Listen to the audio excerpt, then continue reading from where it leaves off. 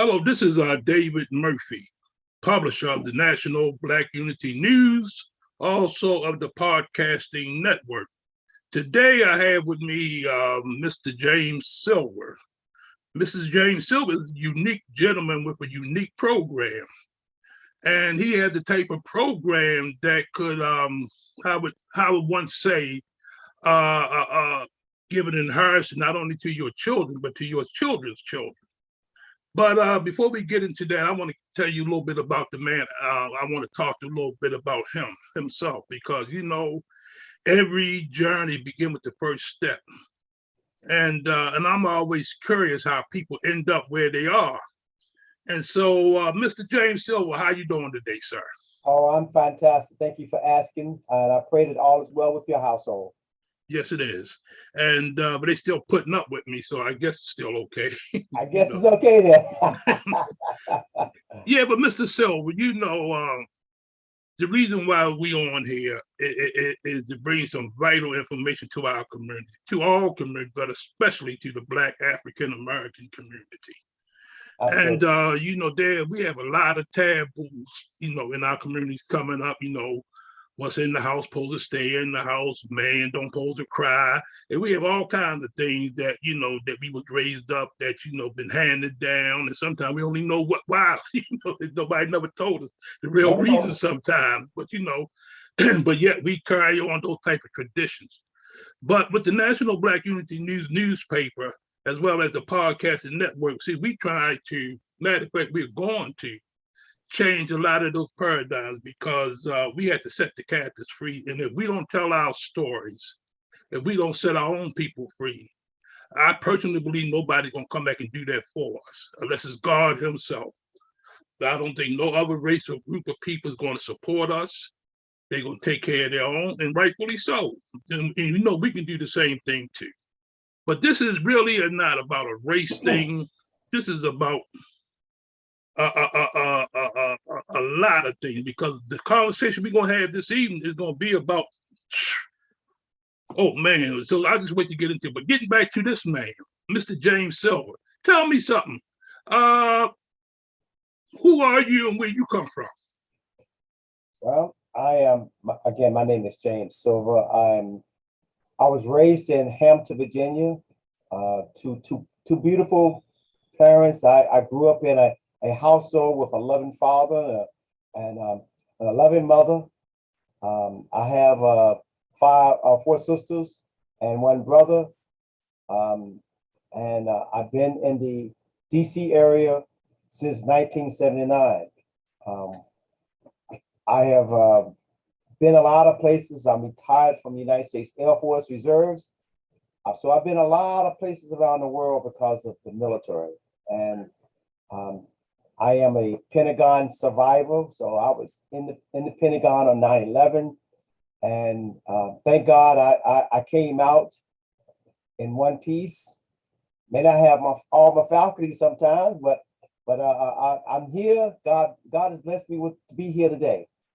I am a member of the First Baptist Church of Highland Park in Landover, Maryland, under the leadership of Reverend Dr. Henry P. Davis, where I teach financial literacy at my church.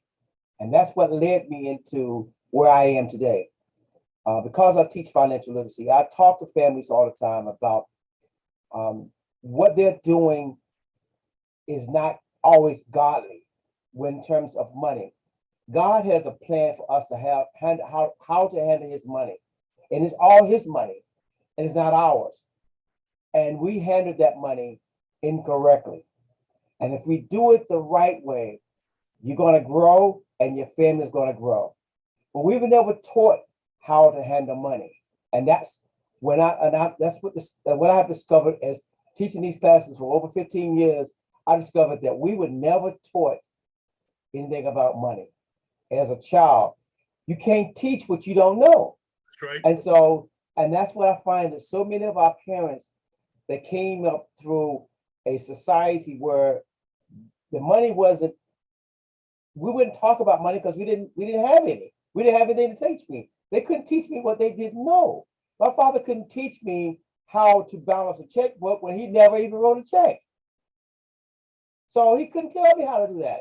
My mom didn't write checks. My sister wrote the checks out for my family. So they couldn't tell me how to balance the checkbook. They couldn't teach me how to save money. They couldn't tell me about um, a home ownership. My parents didn't get a home until they were well into their late 40s before they even got up their first home. So they couldn't teach me about home ownership other than what someone helped them get. So we weren't taught these things. And as a result of that, our people are perishing. But it's time for them to stop perishing. It's time for them to learn something that's going to be to impact their children and their children's children. And that's what I'm about right now. I'm about impacting the families, about impacting families to the point where I want the monies that we have accumulated, that God has allowed us to accumulate, to be passed on to our children, our children's children, and so they would know who we are. You know, I mean, because I don't know my grandparents. I never got a chance to see my grandparents. One of my grandparents died when I was 6 years old, so I really didn't know them. So they couldn't teach me anything about. All they could teach me was about hard times. Hard times. We're living in a generation today where we're not suffering. Many of us are not suffering financially. All they knew was suffering. All they knew was suffering. But so we got to be able to now teach our children some different things. So I'm not sure if that's what you want me to talk about, but yeah. Let me just ask you this then. We're gonna get right to the heart of the matter. Now, when I first met you, now we've been Facebook friends for some time, but we never really had what you say a conversation until one day I received some literature that you had posted, and I called you immediately because it touched a nerve in me. Now, I come up in the neighborhoods. I've been up there and I've been down there. I've been around town and through town. And one thing was always consistent with us. I'm talking about Black people now, because that's what I focus on. okay. And that is when a loved one pass or die. And when the families had to come together to make arrangements for the families, in most cases that I know of, there was some serious fallout. There was some serious people who wanted to do things one way and another group wanted to do another way, and some others wanted to do it their way. And it caused a lot of conflicts in our family. Right now, I have known some people because of a death of a loved one, they don't even speak to one another, have not spoken to one another either. And not because I understand that hurting people hurts people when you're grieving of a lost one, and then you try to make arrangements. You got all of that emotion and all that stuff going into this thing, and so I can understand that. But then you also have people who think they are entitled to things as well. And so it's all kind of situations. And so when you sent me that information, that's what triggered in my mind. It triggered about all of those families. And I even recall, even in my own family, we had a situation with my mother. She's still living, thank God. But she was in a hospice situation one time. Even before she wasn't even in her grave, and there was conflict in the family. Wow. But who's supposed to do what? Who's going to take care of this and who's going to do this? And it was some certain, and it affected me personally real heavy because I couldn't believe this was coming from my own loved ones. But see, that's the kind of stuff that happens. I understand now. But I want to get into this conversation about what you do now. First of all, how did you get into this program you in now? And I want you to explain to us how important what you do is for them. Well, because I teach this financial literacy class, I teach a class called Debt Management, and we call it D-Free for short. But it's a program to teach people how to begin to get out of debt. And that's what kind of led me to where I am now. But in the classroom, I challenge my students to do something different. I challenge them to use some of their talents that God has given them to do something to make money with them. Because I tell people to get out of debt, you got to do two important things. One, you got to spend less money, and then you got to make more money. And the people that I'm talking to most of the time are already retired. And they say, I don't want to go back and get a job. I don't want you to go back and get a job at 65 and 70. I don't want you to go back and get a job then. Because you're in there competing with people, half your age, and you might be getting a job where you might be on your feet for multiple hours. But find something that you can do that you're passionate about. And since I'm passionate about finance, since I'm passionate about wealth transfer of wealth, it led me into the insurance industry. They tell me in the insurance industry, the two industries, if you want to make the most amount of money in your career, there are two industries that you need to be in, one or two industries. If you really want to set your own ticket, the banking industry and the insurance industries, those two industries have the most amount of resources of any industry that you can go into. So I'm like, okay, I'm too old to be in the banking industry. I don't want to be a stockbroker, but maybe I can talk to somebody about the insurance policies and how to grow wealth through insurance. This is a secret that I think has been kept away from the Black community.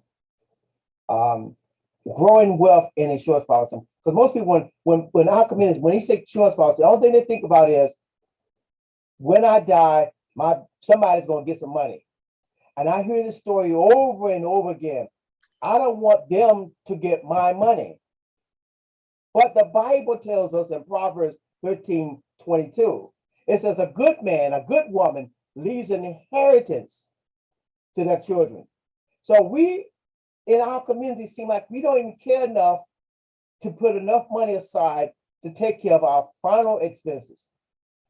In the state of Maryland, it costs anywhere between $8,000 and $15,000 just for the funeral. Does not include your grave site.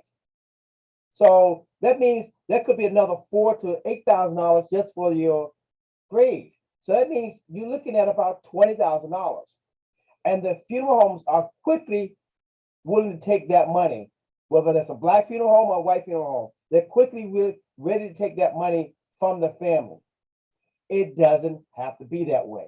And that's what led me into where I am now. I'm with a company called Lincoln Heritage, if you can see that on my shirt here, but that's where I am now. And we teach people a different way. We teach people to start planning things. We plan other things. We plan weddings. We plan vacations. But the one event that's going to happen to each and every one of us is that we're going to die one day. And when we die, have we put a plan of action of what we want to be done? Now, I heard you say something about your mother, and I hear the stories all the time where families, someone dies, and everybody's in an uproar. And I ask families all the time, I said, have you ever made a bad financial decision? And many of them say, yes, I've made a bad financial decision. Well, I tell people the worst financial decision that you could make is make a bad decision when you're grieving at the same time. When you're grieving at the same time, and you're grieving, and you got to make this decision. There are 72 decisions that you got to make, that a family has to make and when somebody dies. 72. Okay. And you have to make those decisions within 72 hours. So now I'm stressed because now I got to make these decisions. And then I'm under the pressure of, how do I pay for this? Because if family didn't leave the money, they don't have insurance, they didn't leave the money. Now we got to figure out how we're going to pay for all of this. That's a problem. Yes, it is. It doesn't have to be that way, sir. We'll be right back after this message.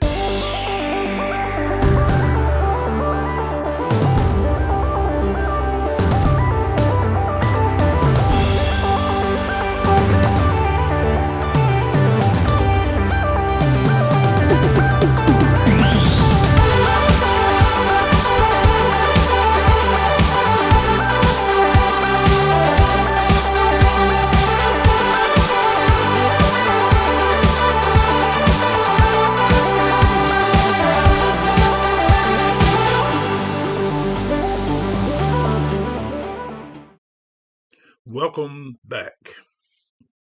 It does not have to be that way. Okay, since it don't have to be that way, now let's talk. Now you came to me and you shared something, and I'm still going through the process of it, and it's kind of strange. I even talked to several people already, and I'm planning my own funeral. Absolutely. And it's strange because there are certain things and certain people that I do want to speak for me or about me. I really don't want anybody preaching over me, especially if they don't know me. How can they talk about you if they don't know you? That's right. And I've seen it happen so many other times.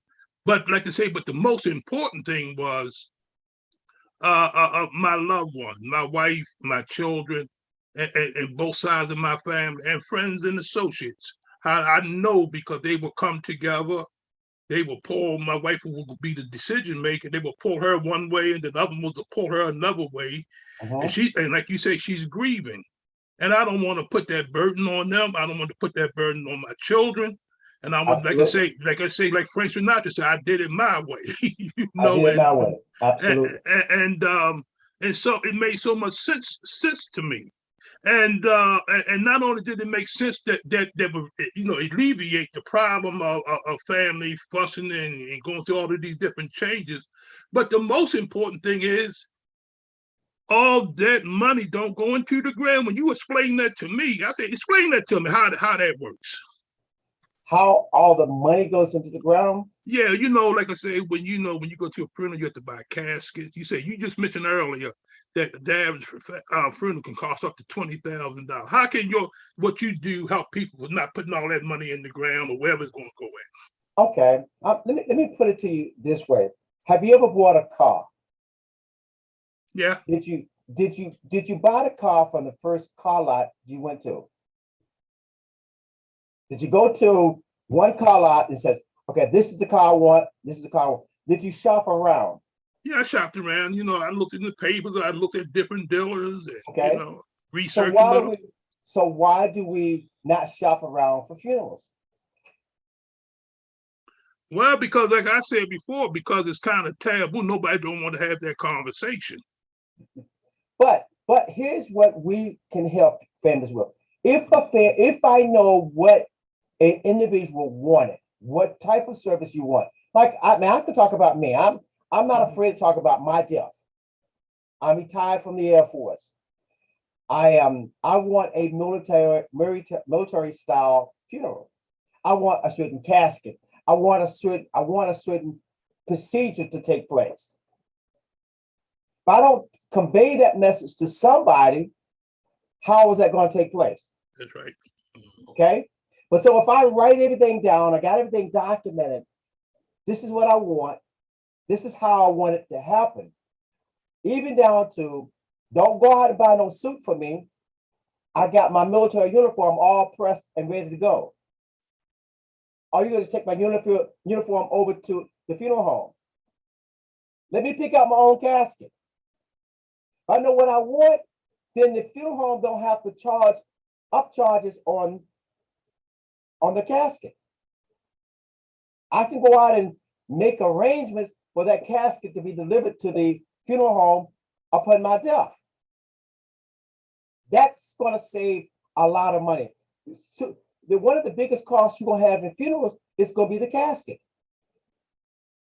And knowing that is going to be the biggest cost, why not try to find a way to pay for that casket or get that casket or make the arrangements to get that casket at a less price than what the funeral home is going to charge you. This is no matter what funeral home you go to, they're going to start charging. That's going to be one of the biggest costs involved in it. Okay. So if I can find a way to get it cheaper, I need to shop around for it. Okay. So that makes a lot of sense and stuff, but but a little bit about you and the company that you involved with, because like I say, I've thought about these things, especially in my case, because I've been sickly a couple of times, had some serious, things in the last year or two, and death had, came across my mind. And but even still, even that, until you enlighten me about the situation, making preparations for your final, your burial and everything else, that it all makes sense because that money, that's why I'm saying putting money in the ground, that money can go to my family. That Absolutely. all of that money that they say I've seen because you mentioned to me. Tell me something. That conversation you had with me. Let us, because we're gonna be, people gonna be seeing this podcast or this Mhm. video, and let's have this conversation and let's keep it real. Uh, we gonna die. That's a fact. And somebody gonna have to bury us or cremate, whatever you call it. So, something gonna have to happen. Absolutely. And most of us, because like I say, the transfer of wealth, most of us don't have a lot of money, but then again, uh, the few dollars that you do have, you want it to go to good use. You want to go to your family members, people who can take it and put it to good use, or to whatever they want to put it to. You don't want to give it away, and so if you, as if the way you came to me, I want you to have a conversation to people maybe listening and just tell them the true facts about why your service is so important and how it can, like you said earlier, how it can leave an inheritance to your children, about, your policy, your burial expenses, then you got life insurances and things like that. Just explain, just give, straight up, how do your service actually help people, how it save them money, and why should they use the services that you provide? Okay, let me explain the funeral process first. Okay, most of us are not funeral planners. Most of us never have ever gone through the process of actual planning and paying for a funeral. We rely on who we think are the experts, the funeral director. That's their job to, to, to plan your funeral. It's also their job to separate. I'm gotta be careful how I say this. To make money. Mhm. Okay. It's a business, yeah. They're in business to make money. Okay. And with so many people dying every day, they make a tremendous amount of money. They make a tremendous amount of money. You figure if an average funeral is $8,000 to $15,000, and you got 3 or 4 people to bury a week, you can do the math here to see how much money people are making. Well, with our company, we affiliate with an organization that is an advocacy for the family. And what we do is we work on behalf of the family. Our organization is called the Lincoln Heritage Insurance Company, but we're affiliated with an organization called the Funeral Consumer Guardian Society. Their sole mission is to work on the behalf of the family. That's our sole mission, the whole purpose. So what they're going to do for the family is, first of all, they will be someone who can negotiate, who can price shop for the family. So when someone dies, instead of going to XYZ funeral home, they contact the Funeral Consumer Guardian Society, and they will contact 3 funeral homes in the area, thus comparing the prices of the 3 funeral homes. This organization is made up of former funeral home directors and funeral home owners. So now when they're talking to other funeral homes, it's like one funeral home talking to another funeral home. Hey man, what's your price for this? What's your price for this? And so when we write out our plan and our booklet and our forms that I had to fill out, they know exactly what type of service you want, what type of casket you want. Like in my case, they know what kind of casket I want, what kind of casket that I want for me. So they know what kind of service to provide for me. So when they're talking to the funeral homes, they can say, well, my member wanted XYZ for his funeral. What is your price for that? And they're going to say, well, this price is going to cost you $7,500. So they go to the second one, tell the same thing. What is your price for this? This price may be $8,000. Another one might be $6,300. So now we're going to go to that $6,300 one, and then we might call that first one back and say, hey, look, I got a price of $6,300. Can you match it? At that point, that funeral home has two choices. Either say yes or no. Mm-hmm. Okay? So they may get the funeral home of my choice, which is my number one preference. They may not. But the whole point is that I am now doing price shopping, and I'm dead, but they're doing price shopping on my behalf. Mm-hmm. Thus saving money. The one thing that you do not want to do, families, you do not want to do is contact the funeral home, and because they're going to ask you two questions first. They're going to ask you, they're going to feel so sorry that your family member died, and they're going to ask you, how would you be paying for this? The moment you say insurance, they're like rubbing their hands together and said, okay, I got another one here. And then they're going to ask you, how much is the policy worth? And so if that policy is not more than what they want, then it's going to cost the family additional money. But if they say that policy is a $15,000 policy, let's take that for example. They figure they're going to get that $15,000 out of the family.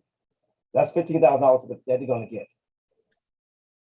So they're pointing the family to the most expensive items in the funeral home so they can get their money.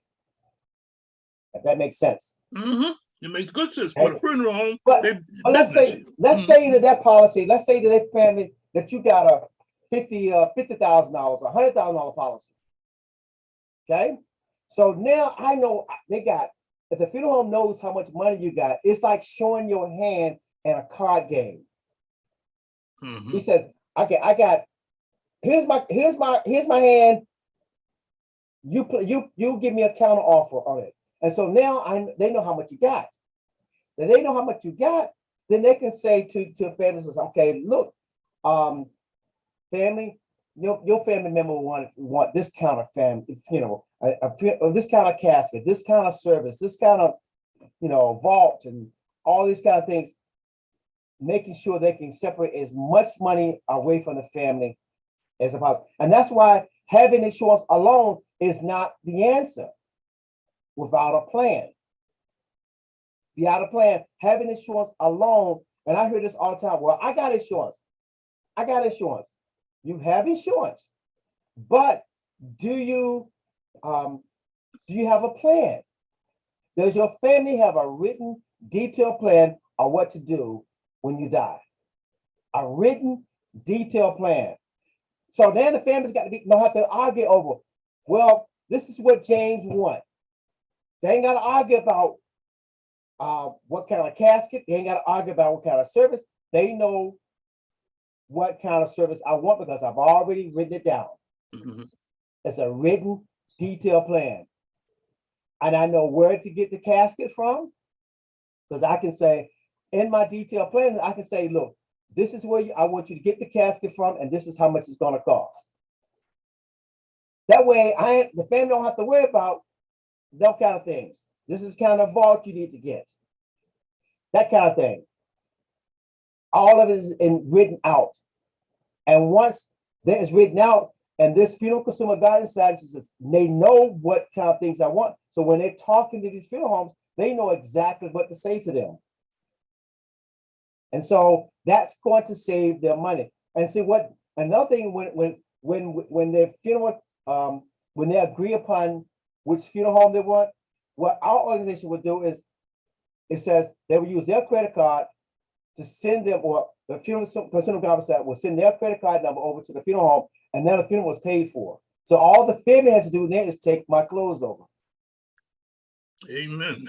All they have to do is take my clothes over. Take my uniform, get my uniform out of the closet, and take the uniform to the funeral home. That's all they have to do. Okay. And I can imagine how much relief that would be on your loved ones. You know that all they have to do, is just invite friends, family. Even like I say, y'all even told me that, like I said, from the planning from the A to the Z part of the funeral thing, and the most important thing you said to me was the advocates Yes. that goes out there and do these things for you, because, like you said, that is so important when you're grieving, when you're going through that kind of stuff. You don't need, I like I say, you can see them poor widowers and widowers, they just, the hands are just wrenching and don't know what to do. But I do know one thing though, this I do recall with some of my family members, whatever insurance policy they had, that's how much the funeral cost was. Absolutely. I mean, okay, and we use the same people. So one, it just dawned on me, one had about twice as much as the other one, but that's how much that funeral cost, and they accepted with what his service was. And so you hit it right on the head. They will, if they see what you got, you show your hand, they got a plan. That way. And they have a plan to separate you from the money, and that's how they become wealthier.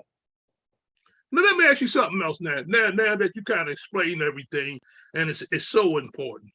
But let's get back to us, Black people, melanated people. This taboo we have about talking about death and making arrangements and stuff, And I've been in business for some time now, and you both us all we talk about inheritance and stuff like this, life insurance policy, even the benefits that you're talking about, burial benefits and stuff like that, can take care of the basic stuff and all, and your life policy, life insurance policy, that can go straight to the family, and so that's wealth right there. And depending on how much it is, because once you can transfer money to this generation to the next generation, because you can do wonderful things with money if you have it. And you can buy homes, you can buy a whole lot of stuff that you can pass down and keep that money flowing from generation to generation. But at the same time, I'm just going to say this openly and honest. This is going to be on this video. I've been an advocate for my people for a long time. And if you're going to be an advocate, you also have to know some of the sufferings that we go through, the heartaches, and because we in a certain lifestyles, and I'm 70, but I had just as much chance of living than somebody who's 20 right now, because they living in the danger zone. We burn our youth every day, and so all age groups they having all kinds of health issues, heart attacks at 30 and 40. So everybody, don't care what age group you in, you need some type of protection.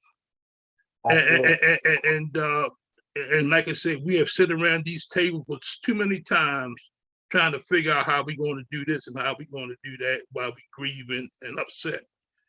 But you explained to me a couple of things. Now you already explained how you can save money, how you can relieve the headache, the stress, and all that stuff about when someone dies. But on the other side of what you do, people are going, like you said, you mentioned it in the early statement, the two things that you can really make serious money with, and you were saying the banking industry and insurance. Correct. So how do you help people to do what you do? I have made countless offers to people to come into this industry. As of this year, I have invited at least 20 people to come into the industry. I brought 3 in. I got 3 people in. I just had a pastor to join my team. And it just requires you to go out and get a license. It's a state examination that you have to take.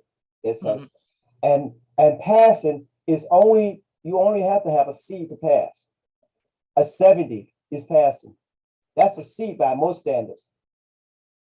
And so you take the exam and you get contracted with a company like ours. And the commissions are great. the company, the organization that I'm part of, our organization have the whole East Coast run by a multi-millionaire black man. Hmm. Okay. Our division of Lincoln is run by a black man out of South Carolina. And he's a multi-millionaire. He's been in the business for over 40 years. So he came up to during a time when blacks was not accepted in the insurance industry. It was a white organization. It was a white company that employed other whites, and it kept blacks from obtaining wealth.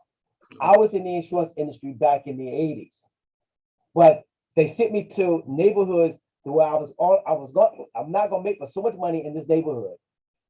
And I sent me to the hoods of DC. They weren't gonna make so much money in the neighborhoods. And so I got tired, I got frustrated because no one taught me how to build wealth in the insurance industry. The people that I associate with, I can get millionaires on the phone. I can get people who make $100,000 on the phone. At any time of the day, I can call somebody. I'm going to be around people who are making more money than I make. That's how I'm going to make money, because I'm going to listen to what they're telling me to do. They tell me to go out and do X, Y, Z. I have to go out and do X, Y, Z. If it worked for them, it's going to work for other people too.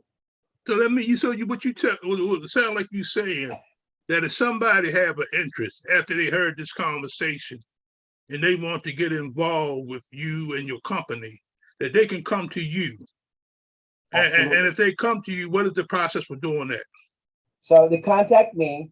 I'm going to put them in touch with my manager. My manager's out of New Jersey, and he's going to do an interview. He's going to, have an interview question. We're going to talk about, what you have desire for doing. And once that process is taking place, we're going to instruct you how to go about getting the license. We have a online course material where somebody can study on their own. Usually we try to get people to get licensed within 2 weeks. Okay. As soon as you get that license, 2 weeks. We want you to get licensed quicker because we want you to learn the material so that you can pass the exam. Mm-hmm. Pass the exam, get your state license, get contracted. We want you to start getting money. We want you to have a check within the month. And then he's going to help us. He's going to help the individual with their warm market and with their extended market. And we also have leads, so we can actually help somebody, even if they don't have a warm market, once they get the leads, because there are people who are asking for our services. We have more people who are asking for our services than we can help. And so they reach out on internet. They're reaching out through telephone. They're reaching out through mail pieces that are targeted to their neighborhoods. So, like, for example, if knowing the demographics of a neighborhood, they target mail pieces to your neighborhood.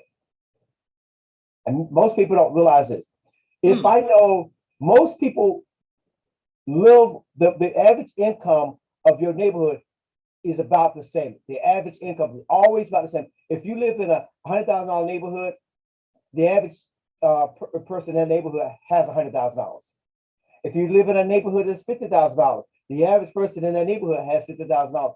You don't find people who have $100,000 income living in a $50,000 neighborhood. So so they know that demographics. This is what marketing is about. Mm-hmm. You do the marketing for yourself, for the paper, for your podcast. So knowing that there are certain neighborhoods, insurance companies target certain neighborhoods. And we're looking for certain people. We're looking for people on a fixed income, because we know that if we know somebody's on a fixed income, we know they're getting a check every month. That's why the advertisements on television are targeted to certain demographics. Right. So we go out and try to, find people who want to work those kind of markets. And so like I said, if a person have a desire and want to change his income and his outcome as well, and so they can come to you and have a conversation. And, Absolutely. and if I heard you right, you know you got people that will interview the person, and then you know then y'all take them through the process. But again, even though y'all have training, and We have, we, do you have hands-on kind of things to help people yourself? we got ongoing training of, if you want to learn something, you're going to learn it here. Because you gotta teach somebody how to go out and sell to the neighborhood, sell to the people, who to talk to, what to say to them. We have, what to say and when to say it. So you got to be trained in that. And we got people who's going to do all that training for you. Oh, that's great. Uh, So in other words, you said there really is no excuse. If you have the desire and you're willing to put in the work, then you know no matter. But you know, like you say, is it any type of education that you have to have, or anything like that, or any yeah, special requirements? you have to be 18 and no criminal record. That's it. Uh, Wow. Okay. 18. I mean, we want somebody who is a fairly intelligent person, but you don't have to have a whole lot of. This is not somebody who you have to have advanced degrees to do. You don't have to have no advanced degree. You don't have to have a degree at all. So if somebody came to me and said, "Hey, look, I want to get into this," you got to have a burning desire to help people. Mm-hmm. That's what this is about. A burning desire to help people. And when you have that burning desire to help somebody, and you have the ability to talk, just like we have this conversation, have that burning desire to have this conversation with people. This is a conversation that people don't want to talk about. So now we got to force people to talk about this conversation. And so we can get people to talk about this conversation, then we can get them to move to action. You got to make a decision on something. There's some things that you got to do. If you leave it to other people, you leave it to your family to make decisions, then you're going to have problems. Family's going to have problems at that point because you've seen it, I've seen it. There was a gentleman that I was trying to help back in May of this year. And I know the situation because the fiance told me about the situation. Well, the gentleman died in June 28th of this year. And the last time I spoke to the fiance about it was maybe in September. He hadn't been buried because he didn't have any insurance. We'll be right back after this message.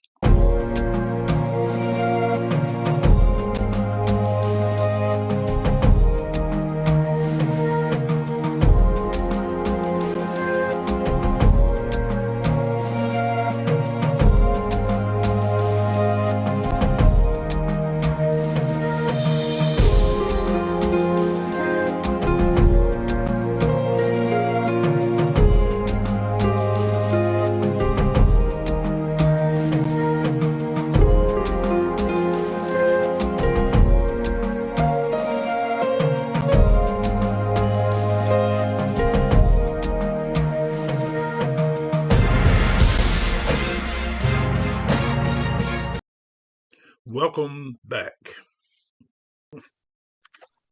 Let me ask you another question real quick before we close out on this. Now, you know, I do a lot of things to help a lot of people, and you know, you can't put a price on certain things. You know, certain things that you know the rewards that you get, but you know, and I can imagine in the area that you're working in, it's a sensitive situation sometimes. You know, even when you talk to people about it, but from your own personal experiences thus far, how does it make you feel when you can help a family or someone to avoid all of them pitfalls and grief and stress that you know most people go through because no one told them you know it's a better way of doing this? Well, I like to put it this way. Would you think a family would rather for me to bring a card to a funeral, a $20 bill to the funeral, or a check that's going to pay for the entire funeral? So that check means more to that family that's going to pay for all that and leave all the stress on them than any card, any just a card or flowers, you know what I mean? So that gives me a great satisfaction knowing that, hey, look, when one of my clients die, their family don't have to be stressed. They don't have to be stressed over what happens to mama and what what's going to happen with the finances for this funeral. They don't have to be worried about that. So that gives me great satisfaction knowing that, hey, look, I helped somebody prepare a plan, and I want to be there to see the plan through for the families. I want the families. I want to be a part of the families. When I sell policies, I tell families, I want to be a part of your families. You have a cookout, invite me over. Okay. Invite me over. I want to come. I'm not coming empty-handed. I'm not coming empty-handed. I'm coming with bearing gifts also when I come. Because when families invite me over, I don't want to be the one that says, oh, James came over, he ate my food and took my food away and didn't even bring anything over there. And that's what so many families are doing. But I want to be that family. I want to be a part of the family. And I want to be there so that when something happens, they know who they can contact and call and say, look, James is going to be there for the family. And that's what I tell families. It gives me great satisfaction. It allows me to sleep better at night. Because I'm praying for that family. I'm praying with the family and for the family. Great satisfaction. And you know something else too. I'm glad to hear you say that. But you know something else when you say you become part of the family. Because, I'm telling other family members about, like I say, I'm going around as we speak, preparing my funeral. I want certain people to speak about it. And so in order for me to have that conversation with them, I say, I ask them, I want you to say a few words, then we start talking, then the conversation opens up. Mm-hmm. Then we have this conversation, and then I explain to them the services that you provided for me. Okay. And one thing is constant and consistent is that all of us agree that it's a very stressful time when you have to take care of funeral services when a loved one dies. We all agreed on how family reacts to each other during this stressful time. And so, if it's the consensus saying that everybody, especially in the Black community, goes through this, that it makes so much sense that you should do something about it. Do you want your family members to go through this over you? Do you want to divide your family or unite them? And then not only that, if you got it, they seem like it would be logical that you would want them to have it too, so nobody won't have to do the same thing with them. And so, Mr. James Sills, I'm just say this to you, sir. And like I said, I keep it real. I appreciate you because you settled something in my life. Because I did often wonder, who gonna do what, how to do. But like I say, one thing I do, I know my family. I know my wife's family. I know some of my friends who would want to come and take over too.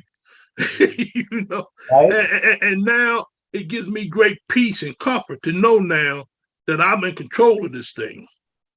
And not only in control of it's the way I would want it to be, because I can even envision it now, and not only that, it's putting wealth back into my family.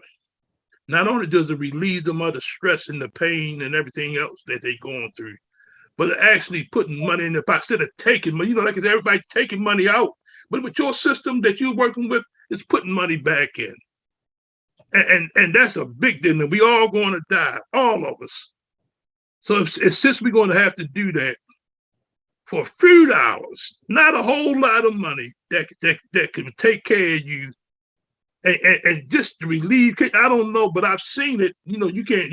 When you die, you can't go back and tell nobody. What happened.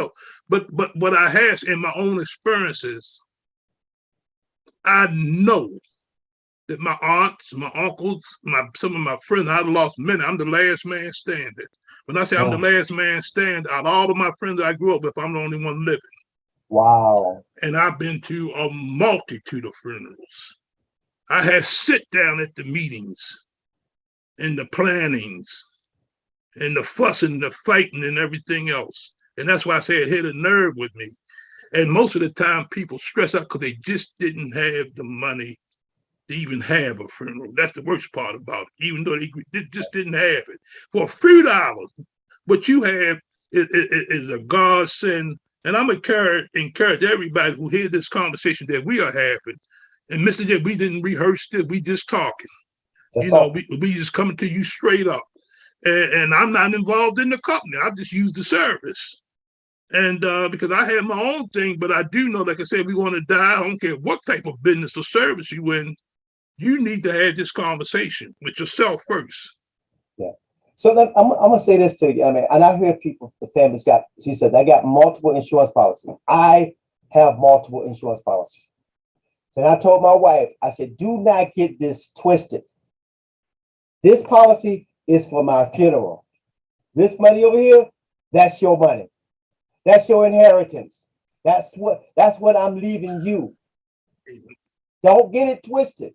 But so many families don't understand. They say, oh, how am I leaving an inheritance? Well, you got to have other insurance or other ways of leaving an inheritance, whether it's your house, whether it's your car. You leaving something behind that's debt free. That's how you leave this inheritance. Most times we leave something behind and now it's full of debt. Because I often ask the question, will your death cause leave dollars or debt? That's the question that we need to, leave the people with. It says, will it leave you family with dollars or debt? If it's going to leave them with some debt, then you need to do something about it now. Now is the time. I'm anticipating that the insurance rates are going to be going up first of the year. They got all these COVID viruses out. Mm-hmm. And I anticipate because of this, and they paid out all these death claims, these insurance companies are going to say, hey, look, I got to recover some of the money. So they're going to be going up on rates the first of the year. That's what I'm anticipating. So, I mean, we see all these commercials on television. I mean, we got to think about it. Those commercials got to be paid for. So these rates got to go up. So that's what I anticipate. Okay. Let me just, in closing, in parting words, I would like for you to leave your contact information, how people can get in touch with you to have a conversation with you first and foremost about this. And the second thing is, if you have a desire to learn more about doing what Mr. James Silver is doing, and also give him a call. But give him your information and your website and whatever you involved with, right, sir. Okay. Well, I don't have a website as of yet. That's going to be opening up throughout the 1st of January. So I will have a website at that point. But to reach out to me, my name is James, James. Last name is Silver, just like a silver dollar, SILV in Victory, ER. My phone number is going to be 240-245-7678. I look forward to talking to anybody, whether you want a policy through us, whether you want to investigate how to become a part of our organization. We do workshops, every opportunity meetings every Sunday night, every Tuesday night, and every Thursday evenings of each month. So to invite people to come look at what we do and how it could benefit them. I'm looking for some young guns. I'm looking for some young people to come in and change their zip codes. This business can literally change your zip code. And the reason how I'm telling you how it can change, you make enough money, you can move to wherever you want to go. You can go wherever you want to go. My email address is going to be consult, CONSULTJE Silver @gmail.com. Consult, CONSULTJESILVER @gmail.com. I look forward to talking to anybody who would talk to me. I am desperately trying to reach people. I'm trying to change people's lives and change people's zip codes. I would love to have a conversation with anybody. I'm looking for young guns. Young guns, we call young guns anybody under the age of 30. We have some amazing young guns in our company who by the time they're 30 years old will be millionaires. Oh, okay. will be millionaires by the time they're 30. And because they follow our system and do what we tell them to do, they're going to be millionaires. Okay, there you have it, ladies and gentlemen. Like, not only can you help people relieve stress and hurt and pain, but you can also make serious money. You can change your zip code, change your way of living. And like I said, it's no more excuses now, because that's what the National Black Unity News is all about. We try to bring solution-oriented information. And Mr. James Silver is the editor in the National Black Unity News. He's a man of God. He's a man of commitment. And he's really, you heard it from yourself. He's a man that really wants to help people change for the better. And so, Mr. Silver, man, I truly, truly appreciate you for taking time to do this interview with me, because I thought it was greatly important, because it changed my life. I feel good. I feel great now, because this is one area of my life that, that is sold up now. I'm putting it together. And so, like I say, I don't have to worry about that anymore. I got grandchildren and everything else, and I think about their futures and stuff. So, but the buck stops with us. If we don't do nothing, how can we do something for somebody else? Do it. We had to take the bull by the horns and make these changes. I don't care if you see, I'm 70 years old and I took it out. And so because I know I'm getting close to it. I'm in that checkout line, sooner or later. But I don't know. I ain't planning on going nowhere, but it's going to happen. Yes, sir. And it's going to happen to you too. And if you truly care about your family and your loved ones, then you need to have this conversation with Mr. James Silver. And, maybe a lot of people who does what he do, but I can say this about him. He is sincere about what he's doing. And I appreciate you, sir. Thank you.